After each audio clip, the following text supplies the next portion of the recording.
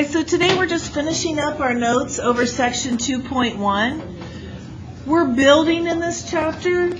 Okay, so we started off, we just learned how to find the derivative by using the limit process with the delta x or h. Then we continued on and we talked about how do we find the specific slope at a point by finding that derivative and then just plugging in the x value. The next thing we learned was an alternative form of the derivative, which is a nice thing to know. But we can only use this if we want to find the slope at one specific point. If we need the general derivative, we can't use this because this is going to tell us the slope at one specific point.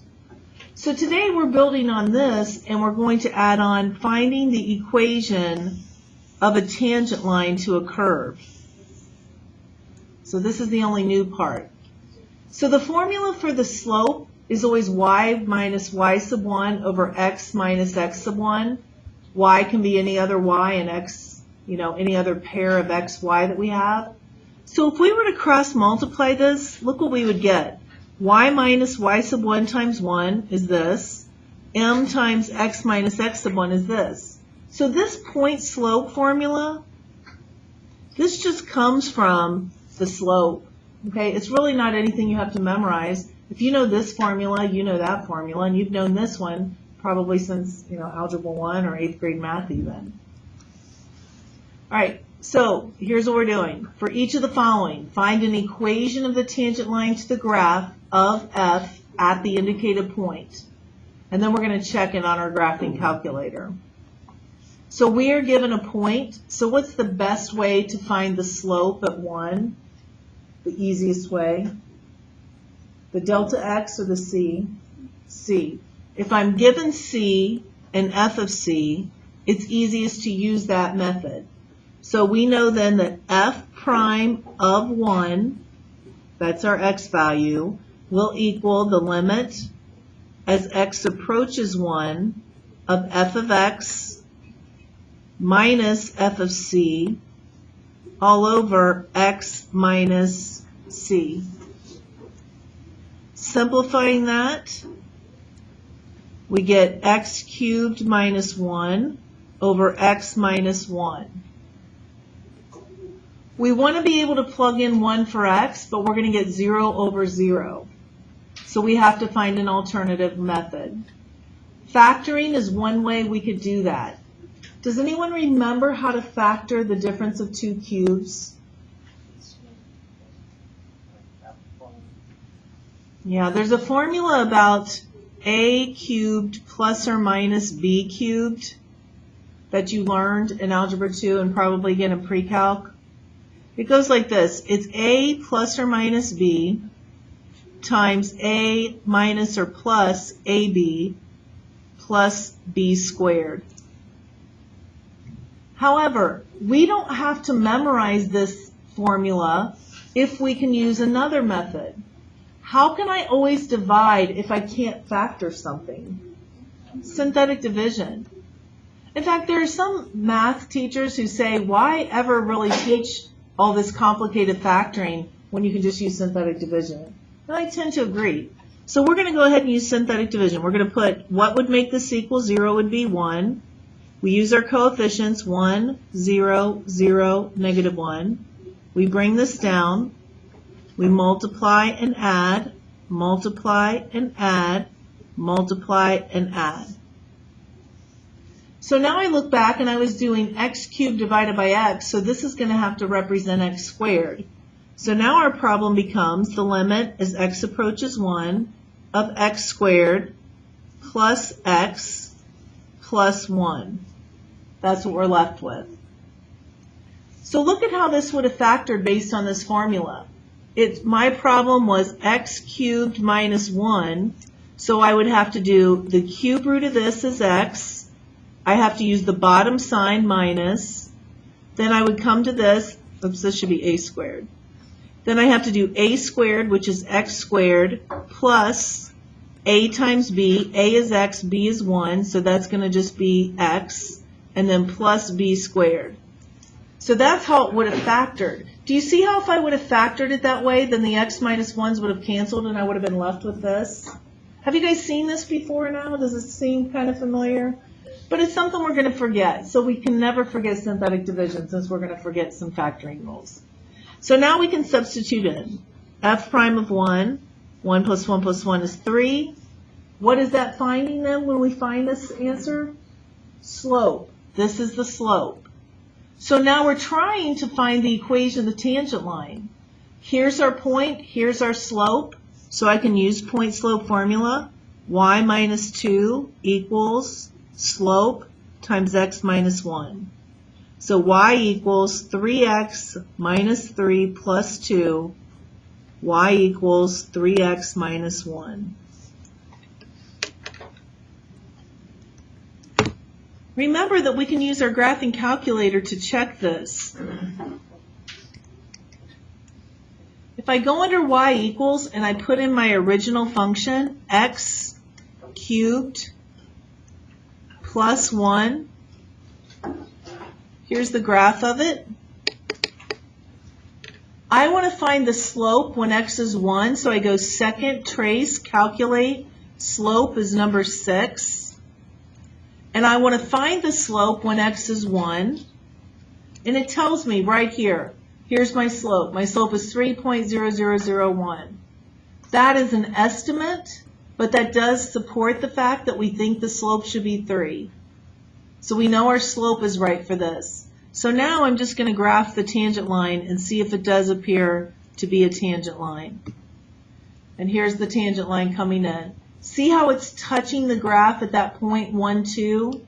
In fact, I could look at my table, and the only point that they should have in common for that region in there is 1, 2. And see how they do, so I know it's tangent. Now, you might be saying, yeah, but it crosses down here too. Well, that's the only thing it can do. The line has to go on forever, so it is going to cross it. But that's not tangent. This is where it's tangent at that point 1, 2. Does that make sense? All right, so now we're going to do number 2. Can I still use my C method? I'm not given y, but can I still use the C method? Yeah, I just need to find y. So if x is 0, what's y? 1. So I can still use my formula.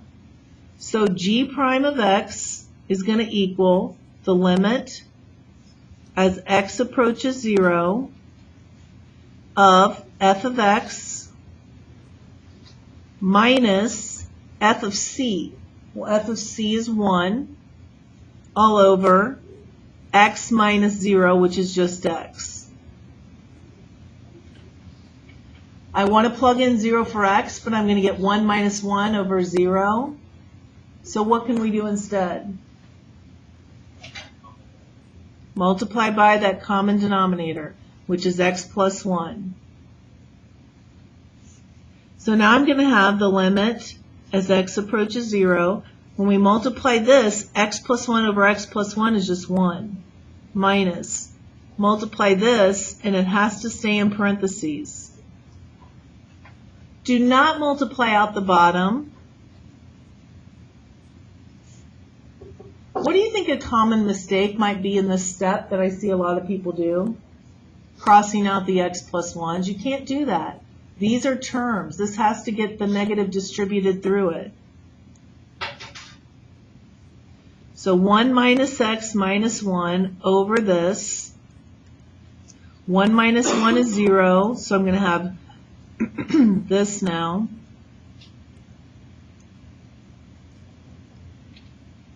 Now we can cancel out the x's. I'm left with a negative 1 on the top. I can now plug in 0 for x. 0 plus 1 is 1. So my slope, which it can also be called g prime of 0, the slope at 0, I could call this m sub 0 for slope at 0, g prime of 0, that slope is negative 1. If I know the slope and I know this point, how is it that I can go directly to this? I didn't use point slope formula. Does anybody know how I can go if I know this slope and this point? How did I go directly to this? What's this point called? It's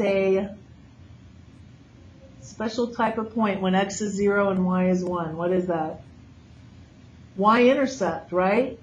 So if this is a y-intercept, remember y equals mx plus b. So if I know that's a y-intercept, I can go directly to this answer. You can still use this point slope if you want, but it's kind of a waste of time if I'm given the y-intercept anyway. Okay? We could check it on the calculator. Just check the slope at least. You don't really have to graph the line and everything.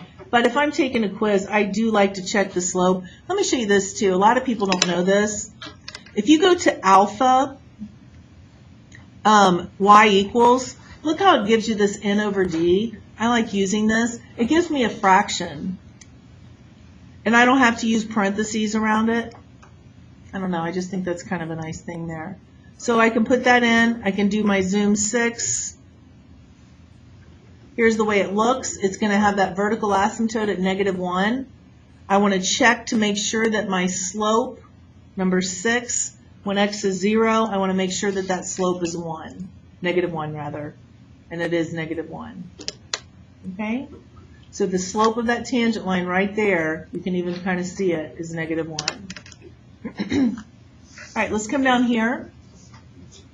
These are some rules. On your next quiz, you're going to have always, sometimes, never, or true, false questions about these concepts. So listen closely. It says, if a function is continuous at x equals c, it may or may not be differentiable at x equals c. Here's what this is saying. For most continuous functions, like a parabola, there's always a slope. This slope might be about -3, this slope's about -1, this slope's 0, this slope's +1, +3. This always has a slope, and it's continuous.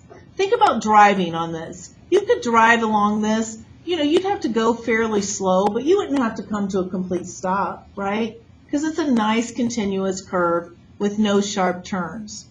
But what if you had to drive along this? So you're driving along this direction, and then you had to make that kind of a turn. You'd have to come to a stop, wouldn't you, to turn like that without, like, you know, going in a curvy way. Anytime we have a sharp turn like that, at a sharp turn, guys, there's no derivative. The derivative does not exist at a sharp turn. Here's why. This slope's -1, -1, -1, -1. This slope's +1, +1, +1.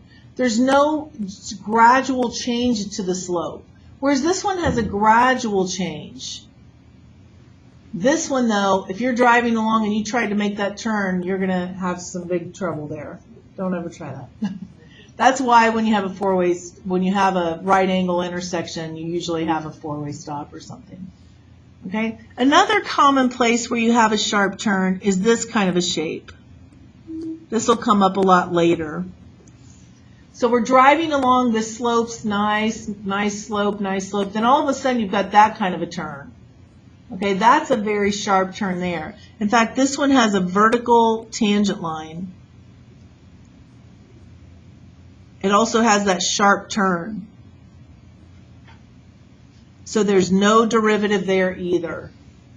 So anytime we have this kind of a shape, you're coming in nice, gradual, but boom, sharp turn, no derivative. Okay, so this one always has derivatives, no derivatives though at sharp turns. The next one, it says if a function is not continuous, then it's not differentiable. Look guys, if I had given you the same problem up here, where is this not defined when x is what? -1. At -1, we'd have a vertical asymptote. Because it's undefined at -1, there can't be a derivative there. What's a derivative tell us? The slope at the tangent of the tangent line. Well, if there's no function, there can't be a slope, right? So there can't be a derivative. So this should make perfect sense. If a function is not continuous right here, then there's no derivative. There's a derivative everywhere else. Like this slope's about -0.5, that slope's -1, -2. But right here, there is no derivative. Okay? Number 3, if a function is differentiable at x equals c, then the function must be continuous. So if I say there is f prime of 2, I would probably word it a little longer than that. I'd say the derivative at f prime of 2 does exist. Well, you would be able to say then, if there is an answer for f prime of 2, then you would know at 2, or at x equals 2, I guess we should say, the function is continuous. See, it has to be continuous. If there's a derivative at a certain point, the function has to be continuous at that point. If it's not continuous, there can't be a derivative. Here's the one that's a little tricky for people. It is not true that if a function is continuous, then it must be differentiable at x equals c. Here's the way this will be asked as true or false. If a function is continuous, then it must be differentiable. True or false? False. Just because it's continuous does not mean there's a derivative. Why? Because of what? Sharp turns, right? Sharp turns. That's the reason why. Might you want to jot that down? Because of sharp turns. And then the last thing, last statement, if a function has sharp turns or vertical tangent line or a vertical tangent line, then the function is not differentiable at the point. This is just a lot of different ways of saying the same thing over and over so that you understand it. All right? Any questions over that? Okay, that's it for today. Your homework's on the board. It's also